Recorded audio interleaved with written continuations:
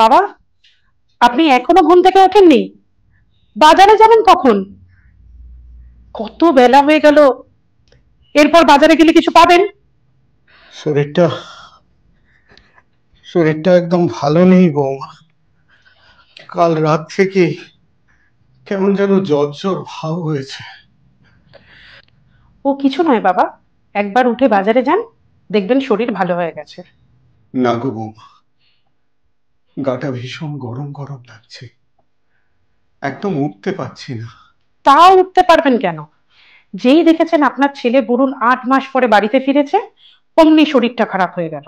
না গো বৌমা, তোমার বিশ্বাস না হয় আমার কপালে হাতটা দিয়ে দেখো, তাহলে তো বুঝতে পারবে আমার গাটা কেমন গরম। আপনার কপালে হাত দিয়ে দেখতেন আমার বইই গেছে। কি ভাবেন বলুন তো? আমি কিছু বুঝি না? ওরকম ভাল্লুকের জন না আমি অনেক দেখেছি। তুমি কি ভাবছো আমি তোমাকে মিথ্যে কথা বলছি বৌমা? কি করে বুঝবো? আপনার তো মাসের অর্ধেক দিনই খালি শরীর খারাপের বাহানা।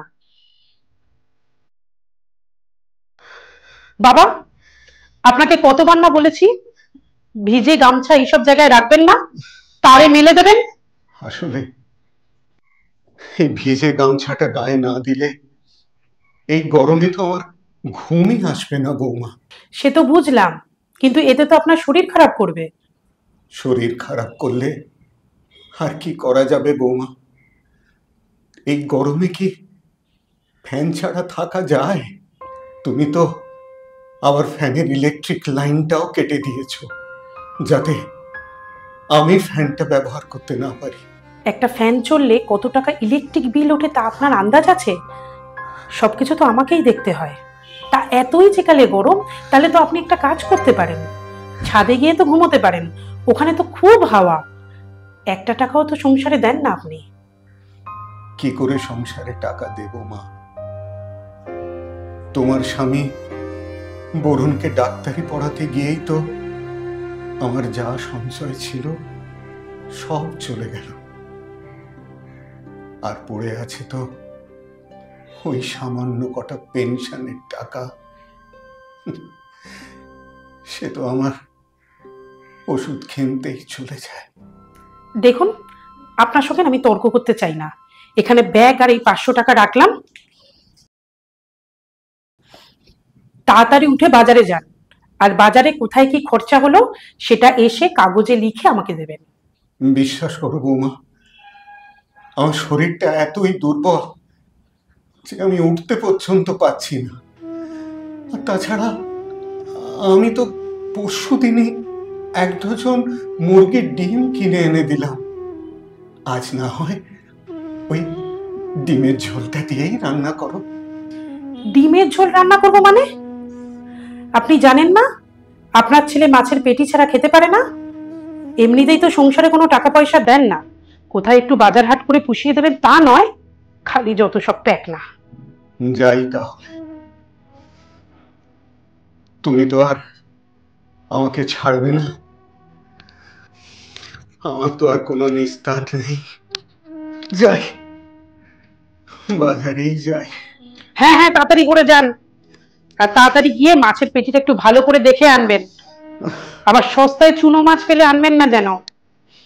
আপনার তো আবার কম দামি জিনিসের উপর নজর বেশি।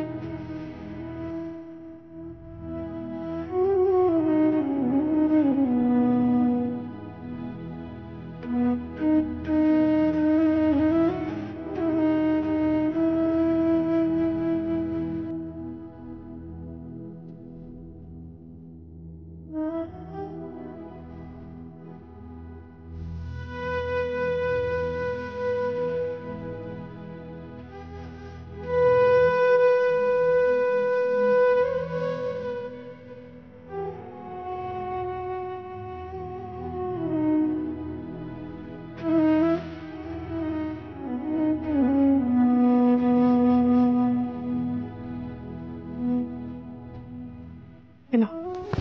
চা এনেছো? দাও।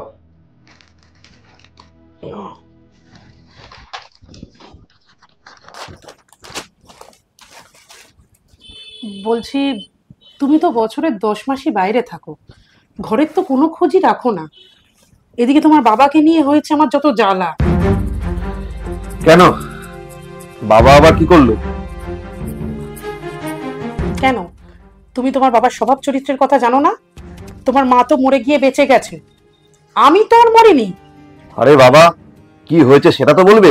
কি আর হবে, সারাদিন খালি বৌমা বৌমা করে যত রকমের আদিক্ষেতা, পারলে আমার গায়ের উপরে উঠে পড়ে একদম। না, এটা তোমার ভুল ধারণা। আসলে মা মারা যাওয়ার পর বাবা তো পুরো একলা হয়ে গেছেন।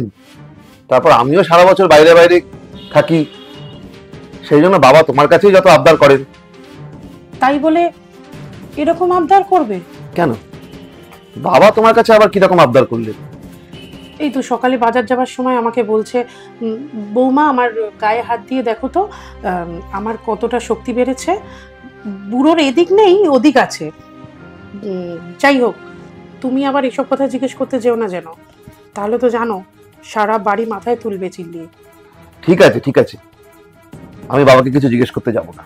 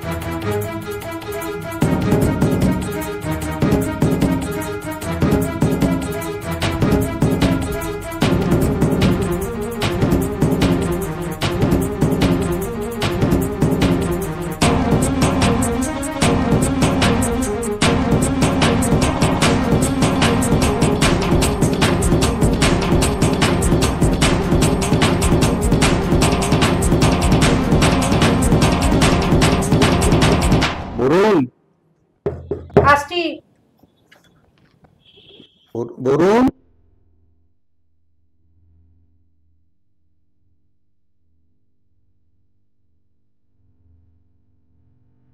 দাও দাও দাও বাবা। হ্যাঁ। বাবা বসো। হ্যাঁ,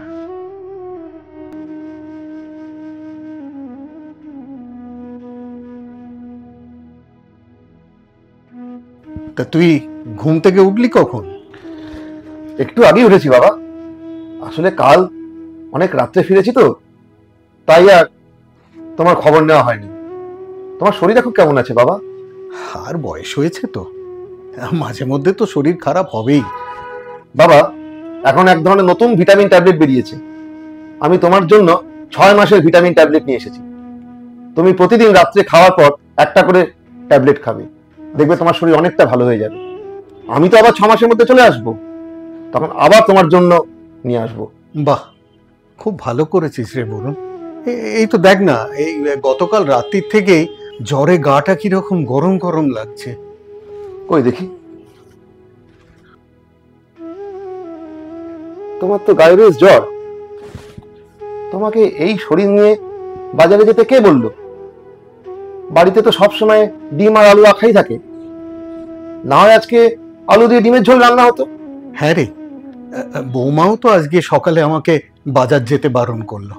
বললো বাবা, আজকে আর আপনাকে বাজার যেতে হবে না, ও বাড়িতে ওই ডিম ভাজা আর আলু সেদ্ধ করে নেব।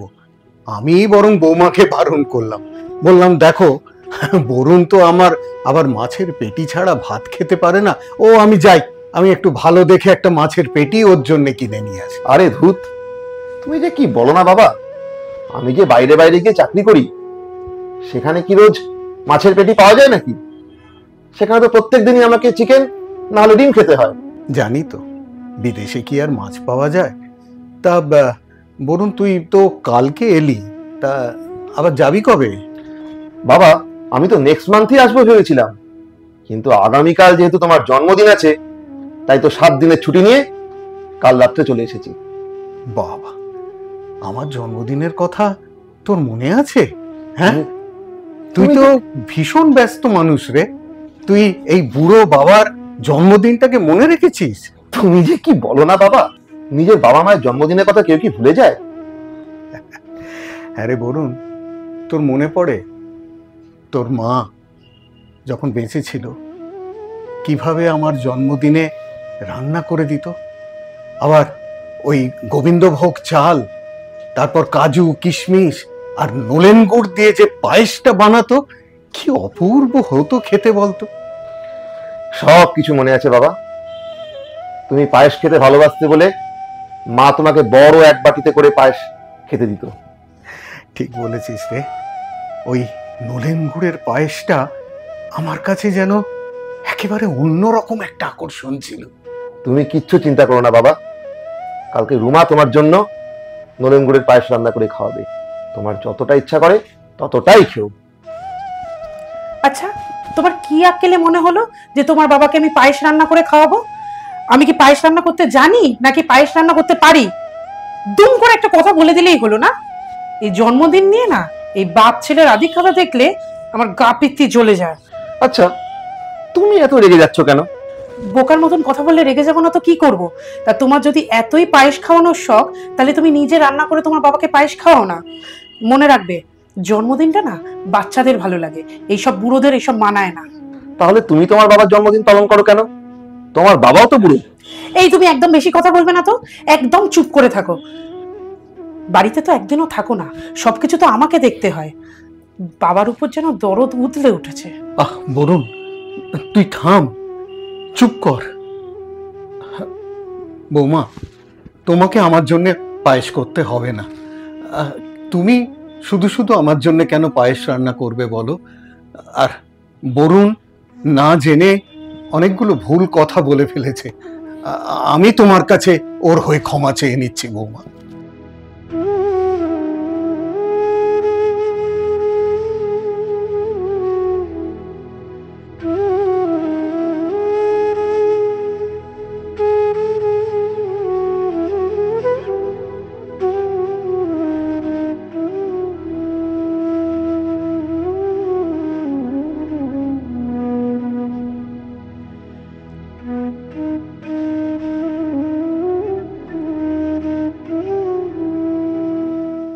পরমা,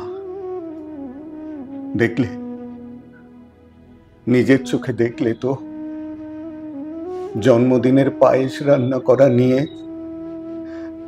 আজ সারাদিন কি কাণ্ডটাই না ঘটলো। এ তুমি কার কাছে আমাকে রেখে গেছো? বরুণ তো বছরের মধ্যে 10 মাসই বাইরে বাইরে কাটায়, আর বৌমা রোমা সব সময় আমার উপর মানসিক নির্যাতন করেই চলেছে। না না না পরমা, তুমি আমাকে তোমার সঙ্গে নিয়ে চলো পরমা, আমাকে তুমি তোমার সঙ্গে নিয়ে চলো, এখানে আর ফেলে রেখে যেও না পরমা।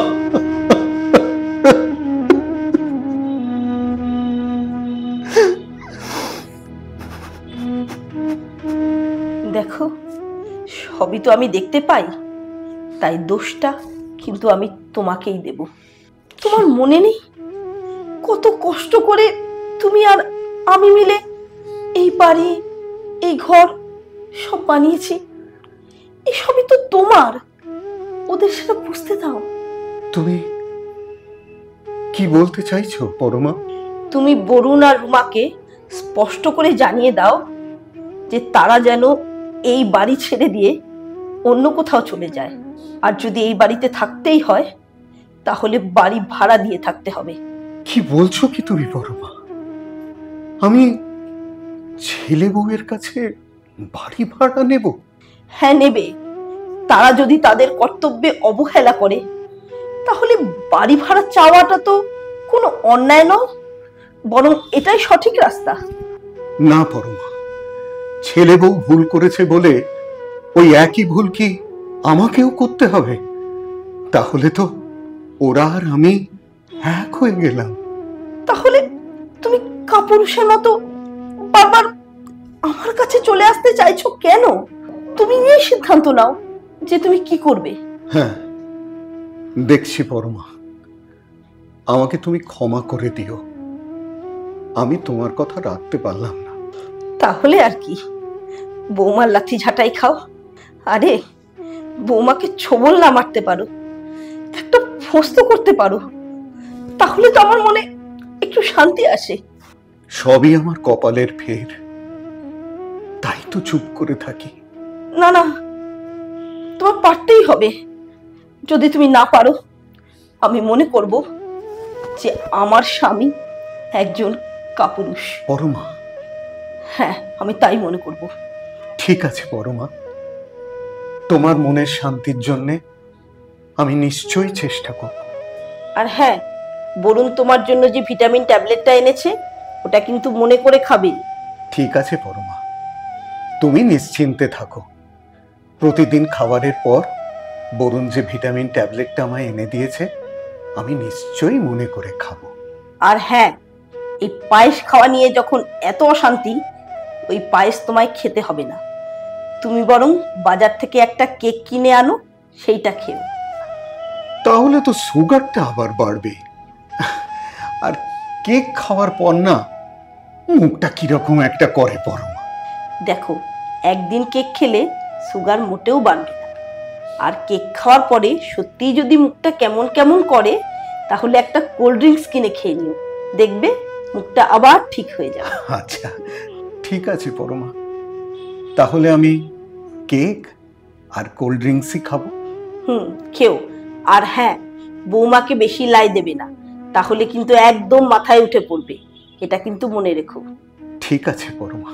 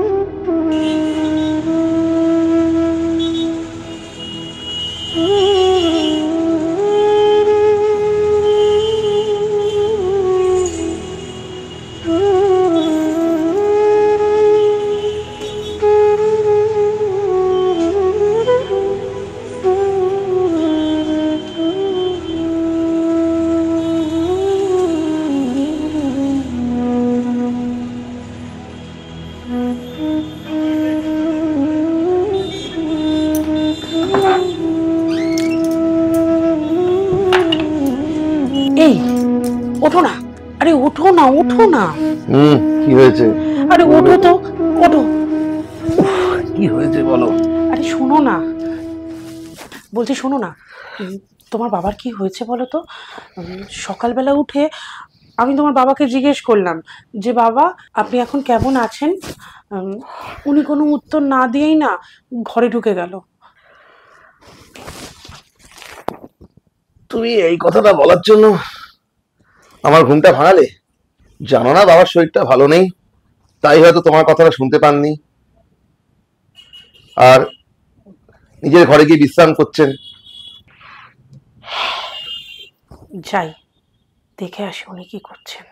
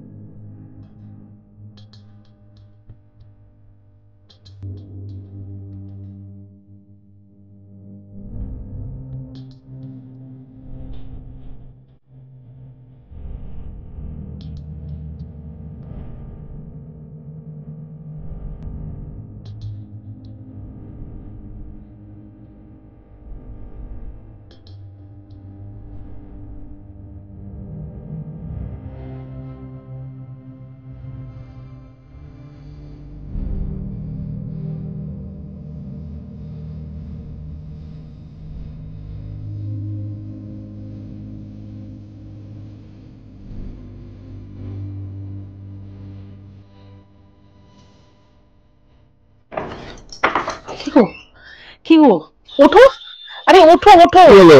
তুমি যে খুব করে বললে তোমার বাবার নাকি শরীর খারাপ, বিছানায় শুয়ে বিশ্রাম নিচ্ছেন। আমি নিজে চোখে দেখে এসেছি কেমন বিশ্রাম নিচ্ছেন। উনি নিজের জন্মদিন পালন করছে মদ খেয়ে। এসব উল্টোপাল্টা কি যাতা কথা বলছো তুমি? ছি ছি ছি ছি। সম্পূর্ণ ভুল দেখেছো তুমি। আমার ভাবতেই ঘেন্না লাগে যে উনি তোমার বাবা। বাবা কোনোদিন মদ খান না। এখন তো তুমি এই কথা বলবেই। তুমি তো ভালো করে জানো তোমার বাবা মদ খায়, তার জন্য তোমার বাবাকে আড়াল করতে চাইছো। তা আমার কথা যদি বিশ্বাস না হয় তা নিজে গিয়েই দেখো না। চলো তো বাবার ঘরে গিয়ে দেখে আসি। না না, আমি যাব না, তুমি যাও। দেখে আসি বাবা গিয়ে কি করছে।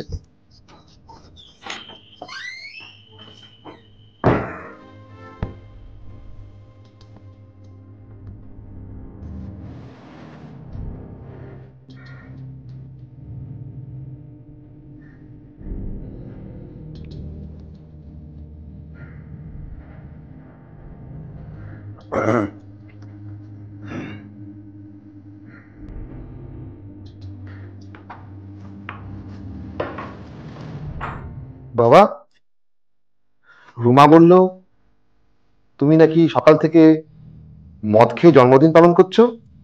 ও, তাই বুঝি তুমি নিজে চোখে দেখতে এলে?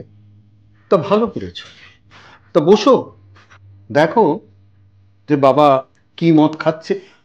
না বাবা, আমি তো কালার দেখেই বুঝছি কোল্ড ড্রিঙ্কস খাচ্ছ তুমি।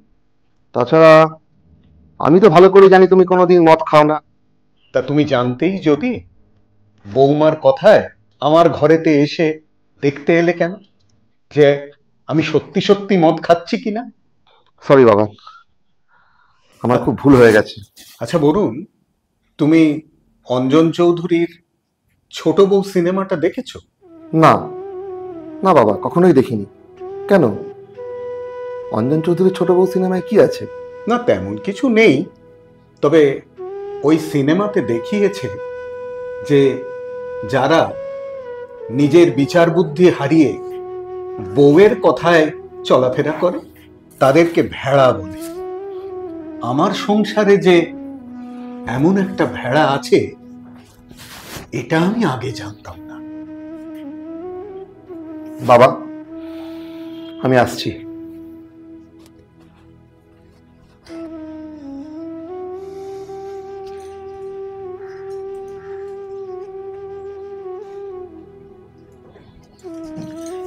কি এবার নিজের চোখে থেকে বিশ্বাস হলো তো? খুব তো বাবার হয়ে ওকালতি করে বলেছিলে তোমার বাবা নাকি মদ খায় না। আচ্ছা, তুমি কি কখনো অঞ্জন চৌধুরীর মেজ বউ সিনেমাটা দেখেছো? অঞ্জন চৌধুরীর মেজ বউ সিনেমা? কই, দেখিনি তো। কেন, কি হয়েছে? না, তেমন কিছু হয়নি, কিন্তু ওই সিনেমাতে দেখিয়েছে বাড়ির বউরা যদি শ্বশুর মশাইদের উপর অত্যাচার করেন এবং তাদেরকে অবহেলা করেন এবং তাদের নামে মিথ্যে বদনাম দেন, তাহলে তাদের জীবনে একটা অন্ধকার নেমে আসে। মাথায় কিছু ঢুকলো? মানে কিছু বুঝতে পারলে? না তো, কিছুই বুঝতে পারলাম না। থাক, আর কিচ্ছু বোঝার দরকার নেই। এখন যাও, মন দিয়ে নিজের কাজ করো। কি কাজ করব বলো তো? আমার না কোনো কাজ করতেই ইচ্ছে করে না। সব সময় কেমন যেন একটা বমি বমি ভাব লাগে, কিছু খেতে ইচ্ছে করে না। আর জানো তো, তল পেটে না কেমন একটা ব্যথা করে। কই দেখি।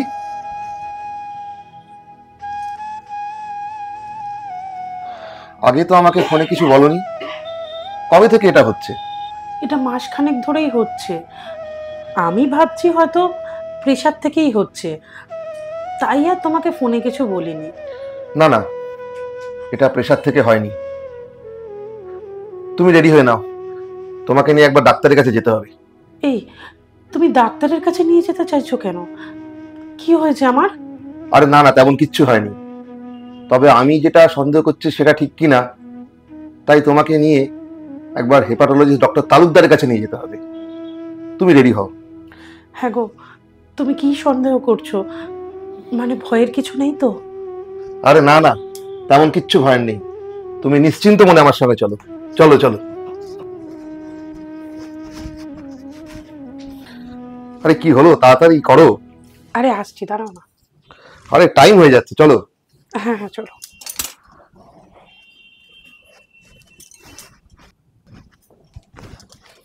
চলো।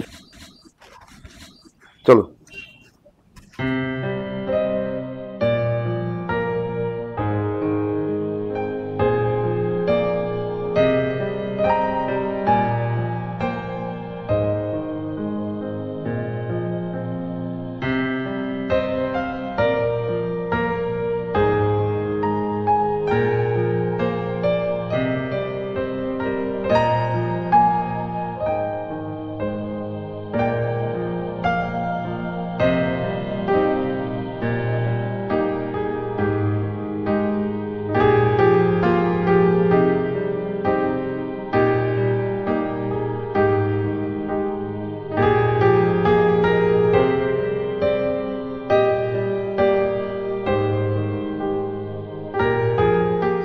আরে তুমি এত কাঁদছো কেন? কাঁদবো না? ডাক্তার তো বলেই দিয়েছে আমি আর বেশি দিন বাঁচবো না। কেন এসব অলক্ষণে কথা বলছো? সিরোসিস অফ লিভার এখনকার দিনে কোনো রোগই নয়। তোমার গ্রুপের সঙ্গে ম্যাচ করে সেরকম কেউ যদি তার লিভারে কিছুটা অংশ ডোনেট করে তাহলে তুমি সম্পূর্ণ সুস্থ হয়ে যাবে। তাহলে সত্যি বলছো আমি ভালো হয়ে যাব? সেই জন্য তো বলছি, অত চিন্তা করছো কেন? লাখ পাঁচেক টাকা খরচা করলে দেখবে অনেকেই টাকার লোভে তার লিভারে কিছুটা অংশ দিতে চলে আসবে। তুমি যাই বলো না কেন, আমি নিশ্চয়ই কোনো পাপ করেছি। না হলে এত ভালো ভালো খাবার খাওয়ার পরেও আমার এই লিভারে রোগটা হলো কেন বলো তো? রুমা, ভালো ভালো খাবার খাওয়ার সঙ্গে এই রোগের কোনো সম্পর্ক নেই। তুমি এখন রেস্ট নাও, আমি সামনে নার্সিংহোম থেকে ঘুরে আসি। ওখানে ওদের অনেক জানাশোনা কাস্টমার আছে, ওখানে টাকা খরচ করলেই তোমার রিপোর্ট দেখে ওরা সব ব্যবস্থা করে দেবে। সত্যি বলছো? সামনের নার্সিং হোমটার এত জানাশোনা আছে? তুমি জানো আমার এখন কিচ্ছু ভালো লাগছে না, শুধু মনে হচ্ছে আমি যেন এখনই মরে যাব। আমি এখনো অনেক দিন বাঁচতে চাই। হ্যাঁ হ্যাঁ, তুমি অনেক দিন বাঁচবে। তুমি না বাঁচলে আমি বাবা ডাক শুনবো কি করে? আমার এইসব ইয়ারকে একদম ভালো লাগছে না, তুমি একটু তাড়াতাড়ি করে যাও না। বরুণ। হ্যাঁ বাবা। হ্যাঁ রে, বৌমার যে লিভারে এরকম একটা অসুখ হয়েছে, কই ঘরে ঢোকার সময় তুই আমাকে বললি না তো? বাবা, রুমার এই অসুখের কথা তুমি কি করে জানলে? কে বললো তোমাকে কথা? কেন, ওই তো আমাদের সামনেই যে ওষুধের দোকানের পরেশ, ও পরেশই তো আমাকে সব বলল। আর কিছুক্ষণ আগে তো তোরা ওখান থেকে প্রেসক্রিপশন দেখিয়ে ওষুধ কিনে এনেছিস। হ্যাঁ বাবা, আসলে রুমার এই লিভারের অসুখটা নিয়ে খুব চিন্তায় আছি, সেই জন্য তোমাকে কিছু আসার সময় বলতে পারিনি। না না, সে ঠিক আছে ঠিক আছে। তুই তো ডক্টর তালুকদারকেও দেখিয়েছিস, আর ডক্টর তালুকদার তো আমার বন্ধুরই ছেলে। আর আমি তো জানতে পেরে ওর একদম সরাসরি চেম্বারেই গিয়ে পৌঁছালাম। বাবা, ডক্টর তালুকদার তোমার বন্ধুর ছেলে? হ্যাঁ। উনি কি তোমাকে কিছু বললেন? আমাকে দেখেই বলল, বাবা কাকু কতদিন পর তুমি এলে, যাও বাবার ঘরেতে গিয়ে তুমি বসো, বাবার সাথে গল্প করো। আমি ওকে বললাম, ওরে না রে, আজকে তো আমি তোর কাছেই এসেছি। বলে আমি সব খুলে বললাম আর কি। এটাও বললাম যে আমার বৌমা হয়, রুমা আমার বৌমা হয়। তো শুনে ও আমাকে সব কিছু খুব ভালো করে বোঝালো। হ্যাঁ বাবা, তাই তো খুব চিন্তার মধ্যে আছি। না রে, আর কোনো চিন্তার কারণই নেই। ও আমাকে সমস্ত পরীক্ষা করে বলল, কনগ্রাচুলেশনস কাকু, তোমার আর তোমার পুত্রবধূর গ্রুপ একেবারে ম্যাচ করে গেছে। আর কাকু এই বয়সে তুমি একদম ফিট। তা আমি বললাম, তো তাহলে আর দেরি কেন, আমার এবার লিভার ট্রান্সপ্লান্টের ব্যবস্থাটা কর।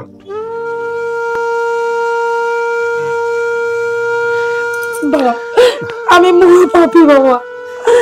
আমি আপনাকে অনেক অত্যাচার করেছি, অনেক বাজে কথা বলেছি, তার জন্য ভগবান আমাকে এত বড় শাস্তি দিয়েছে বাবা। আমার নরকেও জায়গা হবে না বাবা, আমাকে ক্ষমা করে দিন। বাবারা সবসময় সন্তানদের ক্ষমাই করে মা, ক্ষমাই করে।